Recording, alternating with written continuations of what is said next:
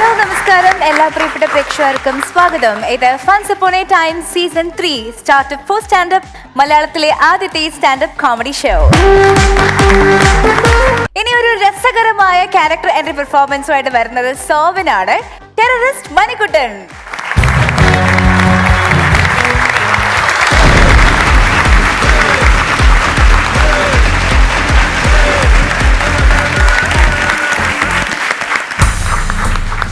കോപ്പിലെ intro ആയി പോയി.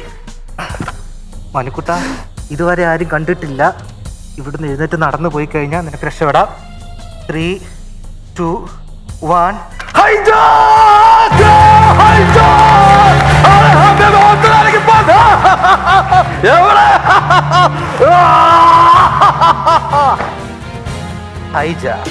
നാളത്തെ ന്യൂസിന്റെ ഹെഡ്ലൈൻ: യുവനടി ഭീകരന്റെ കരവലയത്തിൽ.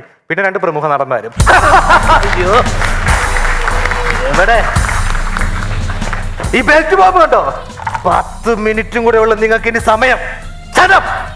എണീക്കാൻ ഒന്ന് എണീക്ക് പെണ്ണുപിള്ളേ.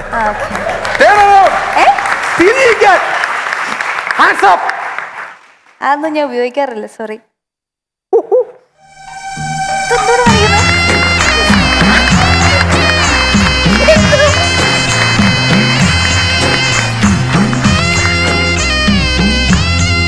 എന്താ മോളെ, ഇഷ്ടപ്പെട്ട? ഇവിടെ ഒന്നുകൂടെ വെക്കുവാണേ.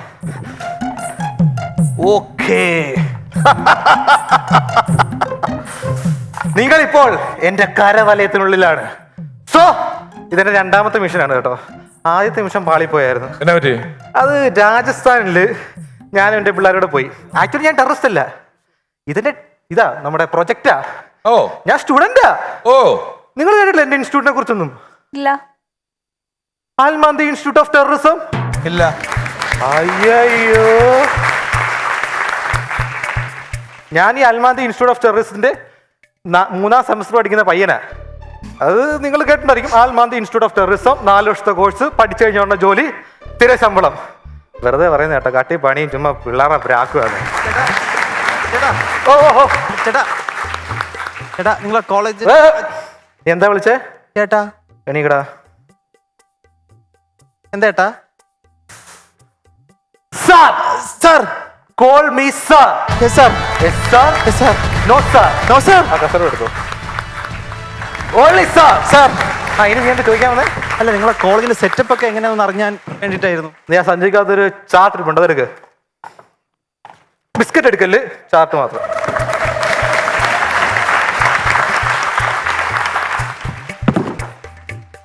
ഇതാണ് ഞങ്ങൾ തിരിച്ചു പിടിക്കണം. ചേട്ടാ, ഇതാണ് ഞങ്ങളുടെ ഹെഡ് മാസ്റ്റർ. ഹെഡ് മാസ്റ്ററിന്റെ താഴെ 2 HOD വരുമ്പം ഹെഡ് മാസ്റ്ററിന് പുണ്യം കിട്ടും. അല്ലല്ല, മണീച്ചേനാണോ മനുച്ചേനാണോ നീ വൈകാതെ അറിയും. ആലപത്തി ഹബീബ്. അപ്പം ഹെഡ് മാസ്റ്ററിന്റെ താഴെ 2 പേരെ ചേർക്കുമ്പോൾ ഹെഡ് മാസ്റ്ററിന് പുണ്യം കിട്ടും. ഇവരാണ് HOD. HODയുടെ താഴെ 4 ലെക്ചേഴ്സ് വരും. അവര് ഓരോരുത്തരെ ചേർക്കുമ്പോൾ അവർക്കും കിട്ടും പുണ്യം. ഈ ലെക്ചേഴ്സിന്റെ താഴെ വീണ്ടും വരും ഞങ്ങൾ സ്റ്റുഡൻസ്. 2 ബാച്ച്. ഒന്ന് ടെററിസം വിത്ത് കമ്പ്യൂട്ടർ, ഇത് വെറും ടെററിസം. മടക്കി വെച്ചിട്ട് പോയി ഇടേ. സത്യം പറഞ്ഞു കഴിഞ്ഞാൽ എനിക്ക് ഇവിടെ ഹൈജാക്ക് ചെയ്യണമെന്ന് ഒരു പ്ലാനും ഇല്ലായിരുന്നു. ഈ നസീർക്ക് ഒരാൾ കാരണം ഇതൊക്കെ സംഭവിച്ചത്. അത് നിങ്ങൾക്ക് അറിയാവോ? എന്താ കാര്യം? ഞാൻ ഇവിടെ ഒരു മാള് ഹൈജാക്ക് ചെയ്യാൻ വേണ്ടി പോകാൻ വന്നതാ. അപ്പൊ ഞാൻ നോക്കുമ്പോ നസീർക്ക എന്നാ ഒരു സെൽഫി ഒക്കെ എടുത്തേക്കാലോ എന്ന് കരുതി ചെന്നപ്പം മുടിഞ്ഞ ചാട ഒരുമാതിരി ടെററിസ്റ്റിനെ കണ്ടില്ലാത്ത പോലെ. അപ്പൊ തന്നെ ഞാൻ തീരുമാനിച്ചു മാള് വല്ല ബോംബ് വെക്കണ്ടേ ഈ ഫ്ലോറിലാണെന്ന്. സോ ഞാൻ ഇങ്ങോട്ട് വന്നു. പിന്നെ അപ്പോഴോ നടന്നില്ല. ഇപ്പോഴെങ്കിലും ഒരെണ്ണം ചവിട്ട് പൊട്ടി ചത്തേനെ. ഒരു സെൽഫി. അല്ല, ഈ സെൽഫി എടുത്തു കഴിഞ്ഞാൽ ഈ ബോംബ് മാറ്റുമോ? അല്ലേ, അത് അങ്ങനെ വെറുതെ ടെററിസ്റ്റിന് നേരെ ഇതൊന്നും വെക്കാൻ നിൽക്കണ്ട, പറയുന്ന അങ്ങോട്ട് കേട്ടാൽ മതി. ഒരു സെൽഫി. ഒന്ന് പേടിച്ചു പോലിരിക്കുക, grace mark. Okay, belt bomb. ഒരു ബെൽറ്റ് ബോംബിനെ ബഹുമാനിക്കാൻ അറിയാത്ത എത്ര മിനിറ്റ് കൂടെ ഉണ്ട്? 4 മിനിറ്റ്. അയ്യോ ഒറ്റ മിനിറ്റ്.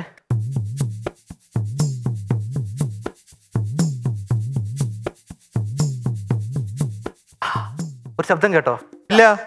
കേൾക്കൂല, നിങ്ങൾക്ക് പ്രായമായില്ലേ? ഞാൻ വേറൊരു ബോംബ് കൂടെ വെച്ചിട്ടുണ്ടായിരുന്നു. അത് പൊട്ടി ഒരു 4 ഉണ്ടെങ്കിലും ചത്ത് കാണും. സത്യം പറഞ്ഞാൽ നിങ്ങൾ കുറച്ച് കയറിയിരിക്കുക കേട്ടോ എല്ലാരും. ഡയറക്ടർ സാർ കേൾക്കാമോ സാർ? ആ സാർ ഇച്ചിരി കയറിയിരുന്ന ഗ്രൂമറിനെ പിടിച്ച് ഫ്രണ്ട് എടുത്ത് ആദ്യം അവൻ തെറിക്കണം. എന്നിട്ട് ഒരു 20 തലയെങ്കിലും തെറിച്ചാലേ എനിക്ക് ഇൻസ്റ്റിറ്റ്യൂട്ടിൽ തലവർത്തി നടക്കാൻ പറ്റത്തുള്ളൂ. അതെ സാർ, സാറിന്റെ ഹോബീസ് ഒക്കെ എന്തൊക്കെയാണ് ടെററിസ്റ്റ്മാരുടെ? ഞാൻ പണ്ട് റീൽസ് ഒരുപാട് കാണുമായിരുന്നു. ഈ നോർത്ത് ഇന്ത്യൻ റീൽസ് എനിക്ക് ഭയങ്കര ഇഷ്ടമായിരുന്നു. പക്ഷെ ഞങ്ങളുടെ ചീഫ് മരിച്ചപ്പം ആ സങ്കടത്തിന് കൈകൊട്ടി കരഞ്ഞതാ. അപ്പൊ തന്നെ ചെവിക്കലടിച്ച് റീൽസിന്റെ പരിപാടി നിർത്തി. പക്ഷെ ഇപ്പൊ വേറെ ഉണ്ട്, ഇട്ടൂലി. അത് നിങ്ങൾ കളിക്കുന്ന പോലെ ഈ മുട്ടുസൂചിയും ഈ സേഫ്റ്റി പിൻ വെച്ചൊന്നുമല്ല. തിരിഞ്ഞു നിന്നിട്ട് ഒരു വലിയ ഗ്രൗണ്ടിൽ നിറച്ച് മൈൻ കുഴിച്ചിടും. എന്നാ വിറ്റാതെ ചിലവാരൊക്കെ പൊട്ടിച്ചെറി കയ്യേറെ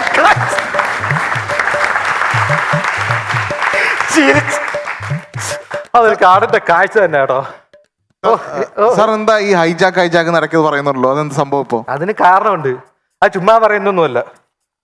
അക്കോർഡിംഗ് ടു ആക്ട് കാണുന്നില്ലല്ലോ. പഠിക്കാൻ വേണ്ടി എടുത്താണേ. According to terrorist act 1858 section 200 ചില്ലാൻ എന്താണെന്ന് തോന്നുന്നു. നിങ്ങൾ ആരെങ്കിലും ബന്ദിയാക്കുകയോ നിങ്ങൾ ബന്ദിയാക്കാൻ പോവുകയോ ചെയ്യുകയാണെങ്കിൽ ഹൈജാക്ക് എന്ന് പറഞ്ഞ് അവർക്ക് മുന്നറിയിപ്പ് നൽകേണ്ടതാണ്. എത്തിക്സ് ഉള്ള പരിപാടിയാണ് ടെററിസ്റ്റ്. ചുമ്മാ കുഞ്ഞോളിയൊന്നുമില്ല. സാർ എങ്ങനെ ഈ ഫീൽഡിലേക്ക് ടെററിസ്റ്റ് ഫീൽഡിലേക്ക് കടന്നു വന്നത് എങ്ങനെയായിരുന്നു? Good question, very very good question. ഞാൻ സ്കൂളിൽ പഠിക്കുമ്പോൾ തൊട്ട് ടെററായിരുന്നു. ടെറർ എന്ന് പറഞ്ഞാൽ ടെറർ സീൻ പോയായിരുന്നു ഞാൻ. അപ്പോൾ പിള്ളേരെ ടെറർ എന്ന് വിളിച്ചാൽ ഞാൻ ചെന്ന് വീട്ടിൽ ചെന്ന് ഗൂഗിൾ ചെയ്ത് നോക്കി which job is suitable for A terror boy? Terrorism. So I joined terrorism. സത്യം പറഞ്ഞാൽ എനിക്കിത് താല്പര്യമില്ല. ഈ കോഴ്സ് കംപ്ലീറ്റ് ചെയ്തില്ല അമ്മച്ചി വഴക്ക് പറയും. സർട്ടിഫിക്കേഷൻ ഇല്ലെങ്കിൽ അമ്മച്ചി വീട്ടിൽ കയറില്ല. ഡിഗ്രി എങ്കിലും വേണമെന്ന് അമ്മച്ചി പറയുന്നത്.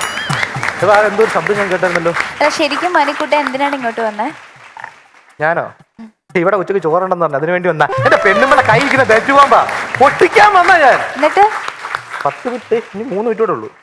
ചേട്ടാ ഈ താടി ഒറിജിനലാണോ? ഈ താടി ഒറിജിനലാണ്, കണ്ടിട്ട് ഒരു ആർട്ടിഫിഷ്യൽ ലുക്ക് ഉണ്ട്. നിനക്ക് അങ്ങനെ പലതും തോന്നുന്നു, അത് നിന്റെ പ്രായത്തിന്റെയാ.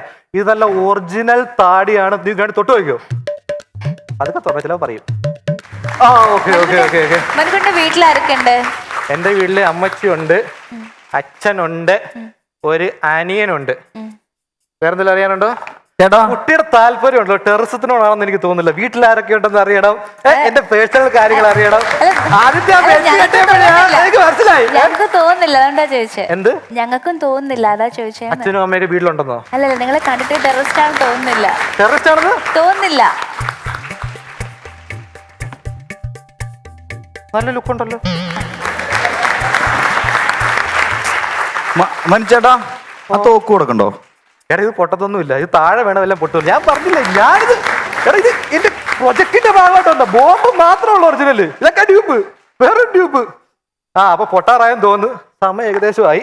എന്റെ പൊന്നെ എല്ലാം വാരിപ്പറക്കി എടുക്കട്ടെ. ചേട്ടാ ഇത് പൊട്ടിക്കഴിഞ്ഞാൽ എല്ലാരും മരിക്കോ ഇവിടെ നമ്മള്? വാരിപ്പറക്കി എടുക്കട്ടെ എന്ന് പറഞ്ഞാൽ പിന്നെ ചോദ്യമില്ല. ഇനി ചോദിക്കാൻ പറ്റത്തില്ല. ഇല്ല ടൈം ഔട്ടായി. അയ്യോ കരിമണ്ണം എടുത്തില്ല, അമ്മച്ചി വഴക്ക് പറയും ഇതും കൊണ്ട് ചെന്നില്ലെങ്കിൽ. പൊട്ടും. 1 മിനിറ്റ് ഉള്ളു. 3, 2, 1.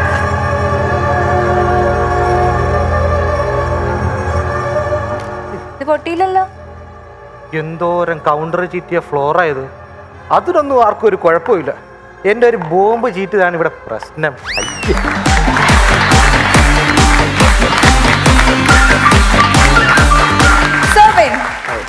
നന്നായിരുന്നു സോബിൻ. സോബിൻ ഈ ക്യാരക്ടർ ആരാണ്? അത് സ്വന്തമായിട്ട് സെലക്ട് ചെയ്തതാണോ? ആരെങ്കിലും ഇത് ചെയ്യണമെന്ന് അങ്ങനെ എന്തെങ്കിലും ഒരു റെഫറൻസ് തന്നെയാണോ? ആരും റെഫറൻസ് തന്നില്ല. ലാസ്റ്റ് ടൈമിൽ ഗ്രൂമർ ഇങ്ങനെ ചോദിച്ചു വന്ന് ഞാൻ എടുത്ത ഷെഫിന് തെറിയേക്കൊന്ന് ഉറപ്പായപ്പം ഞാൻ പെട്ടെന്ന് പറഞ്ഞാൽ ടെററിസ്റ്റ് എന്നുള്ളത്. അതെന്താ അങ്ങനെ? ഇപ്പൊ നേരത്തെ ഒന്നും പ്രിപ്പയർഡ് ആയിരുന്നില്ലേ?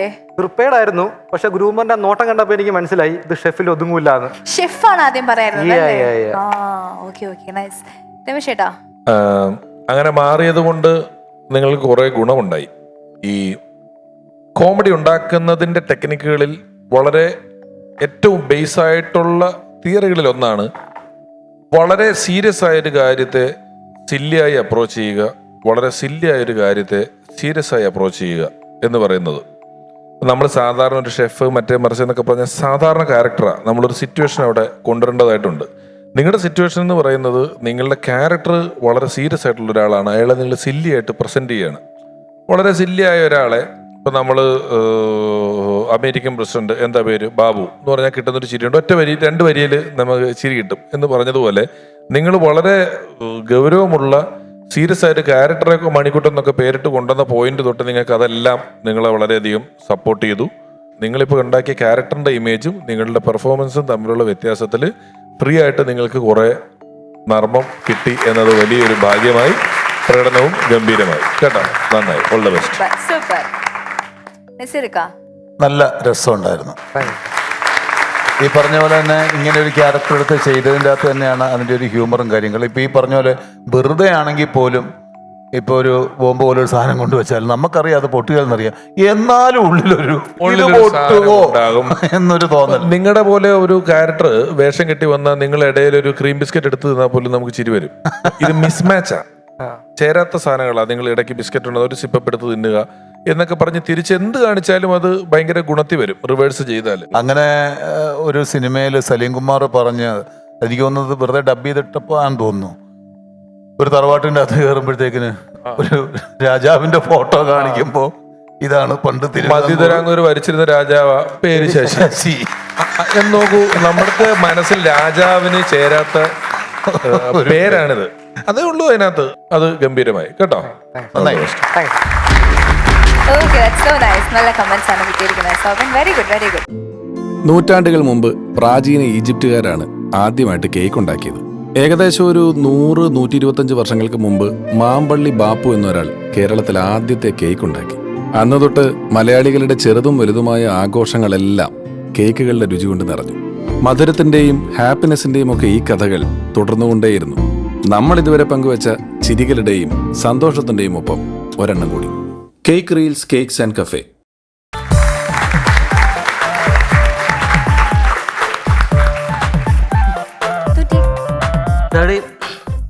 ഒരു കാര്യം പറയാനുണ്ട്. നമസ്കാരം. ഞാൻ ആ ദേഷ്യത്തിന്റെ പുറത്ത് എനിക്ക് തോന്നി എന്തോ ഒരു കുഴപ്പമുണ്ടെന്ന് തോന്നി. ഒന്നില്ലെങ്കിൽ രണ്ടാലോ ഒന്ന് നമുക്കൊന്ന് ഒരു ചർച്ച തീരുമാനത്തിലെത്തണം. എനിക്കും ജീവിക്കണം. എനിക്കും ജീവിക്കണം. എന്താ പ്രശ്നം? എന്താ എനിക്ക് ഇനി തൊട്ട് കാരണം പാരഡിക്ക് പൈസ കൂട്ടി തന്നെ. നിങ്ങൾ ഓൾറെഡി ഓവർ പെയ്ഡ് ആണ്. നിങ്ങൾക്ക് ഇത്രയും പൈസ പോലും തരേണ്ട ആവശ്യമില്ല എന്ന് ചിന്തിക്കുന്ന ഒരാളാണ് ഞാൻ. ഇങ്ങോട്ട് വലിയ സംസാരവും സംസാരിക്കണ്ട. എനിക്ക് പാരഡിക്ക് വില കൂട്ടി തന്നെ. അതെന്തിനാ? പച്ചക്കറിക്ക് വില കൂടി. ഈ പാരഡിയും പച്ചക്കറിയും തമ്മിൽ എന്താ ബന്ധം? പാരഡിയും പച്ചക്കറിയും തമ്മിൽ എന്താ ബന്ധം? എന്തുകൊണ്ട്? കാരണം പച്ചക്കറിക്ക് ഇപ്പൊ വില കൂടുതലാണ്. പച്ചക്കറിക്ക് വില കൂടിയെന്ന് പറഞ്ഞാൽ നിങ്ങൾക്ക് പാരഡി ഈ പൈസക്ക് ചെയ്താൽ ലാഭമൊന്നും ഇല്ലെങ്കിൽ നിങ്ങൾ വേറെ പണിയെടുത്ത് പൈസ ഉണ്ടാക്കി ജീവിക്കാൻ നോക്കുക. എനിക്ക് വേറെ പണിയൊന്നും എടുക്കാൻ പറ്റുന്നില്ല. ഇതാ കുഴപ്പം.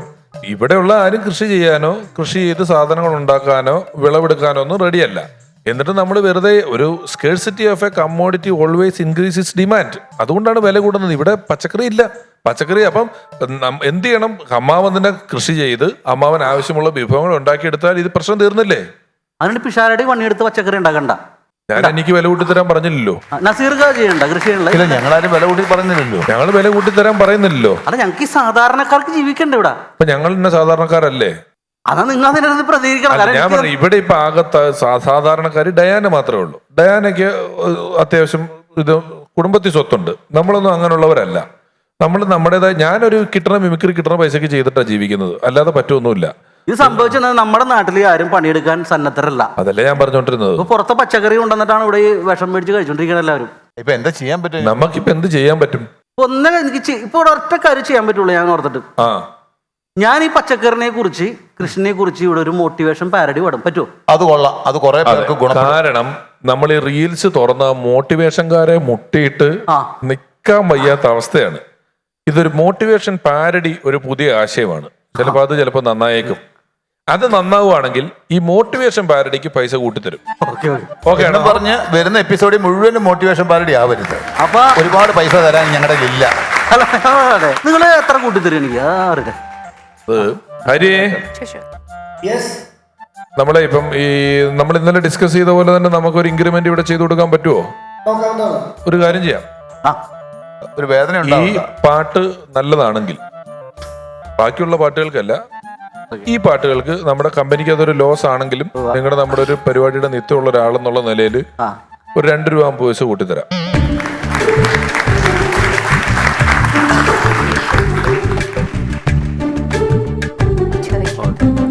അത് പോട്ടെ, അത് ഓക്കെ. എന്റെ പാട്ട് കേൾക്കാൻ നിങ്ങൾ രണ്ടുപേരും സന്നദ്ധരല്ലേ? കുഴപ്പമില്ല. ഞങ്ങൾക്ക് എന്തെങ്കിലും കൂട്ടിത്തരുമോ? നിങ്ങൾക്ക് ഞാൻ കൂട്ടിത്തരും. എന്ത്? നിങ്ങൾ തന്നെ ഈ 2.5 ഇല്ലേ, അത് ഞാൻ 1.25 വെച്ച് 2 പേർക്കും ഷെയർ ചെയ്ത് തരും.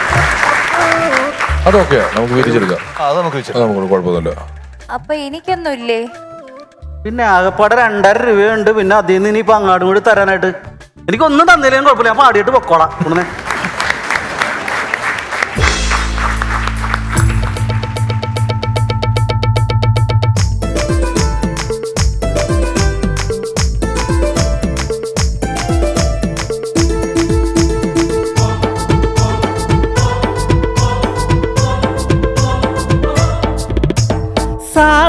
സാധാരണക്കാരെ വിലക്കേറ്റം പാപ്പരാക്കി, സാധാരണക്കാരെ വിലക്കേറ്റം പാപ്പരാക്കി.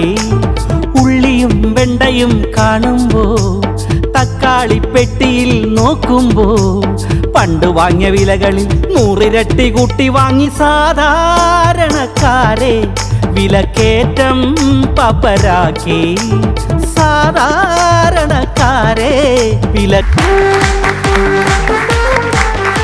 നമ്മുടെ കഴിഞ്ഞ കുറച്ച് എപ്പിസോഡുകളിലായിട്ട് ഓഡിയൻസ് സീറ്റ് അലങ്കരിച്ചിരുന്നത് IAIT എന്ന ഇൻസ്റ്റിറ്റ്യൂട്ടിലെ സ്റ്റുഡൻസും ഫാക്കൽറ്റീസും ആണ്. ഒരുപാട് സന്തോഷമുണ്ട് നിങ്ങളുടെ എല്ലാവരും പ്രസൻസ് നമ്മുടെ ഇപ്പോൾ ഉണ്ടായതിൽ. അപ്പോൾ ഇൻസ്റ്റിറ്റ്യൂട്ടിന്റെ ഒരു സ്നേഹാദരം ഈ വേദിയിൽ വെച്ച് രമേശ് ചേട്ടനും നസീർക്കൊക്കെ നൽകാൻ അവർ ആഗ്രഹിക്കുന്നുണ്ട്. അത് സ്വീകരിക്കണം. മക്കൾ വന്നോളൂ, വരൂ വരൂ വരൂ.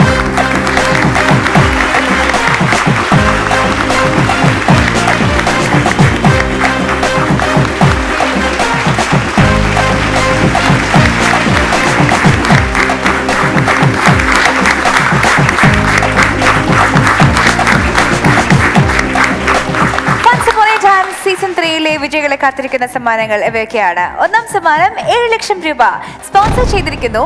പ്രത്യേക പാരമ്പര്യ ആയുർവേദ ചികിത്സയുമായി എൽഡോ വൈദ്യർ, സെന്റ് പോൾസ് ആയുർവേദ. ഇനി അലർജിയും ആസ്മയും ഒരുപാട് ആരോഗ്യമല്ല. 2ാം സമ്മാനമായ 5 ലക്ഷം രൂപ സ്പോൺസർ ചെയ്തിരിക്കുന്നത് ICCS college of engineering and management, Thrissur. 3ാം സമ്മാനമായ 3 ലക്ഷം രൂപ സ്പോൺസർ ചെയ്തിരിക്കുന്നത് ചെയർമാൻ ചെയേഴ്സ്, സുന്ദരം സുദൃഢം സുഖകരം. സീസൺ 3 ഇന്നത്തെ എപ്പിസോഡിലെ ചില വിശേഷങ്ങൾ അങ്ങനെ പൂർണ്ണമാവുകയാണ്. But we will be right back. അപ്പോൾ എന്തായാലും അടുത്ത എപ്പിസോഡിലൂടെ കാണാം. ബൈ. സീസൺ 3 ഏറ്റവും പുതിയ എപ്പിസോഡുകൾ മറക്കാതെ നിങ്ങൾ കാണൂ. Ramesh Pisharody entertainments on YouTube.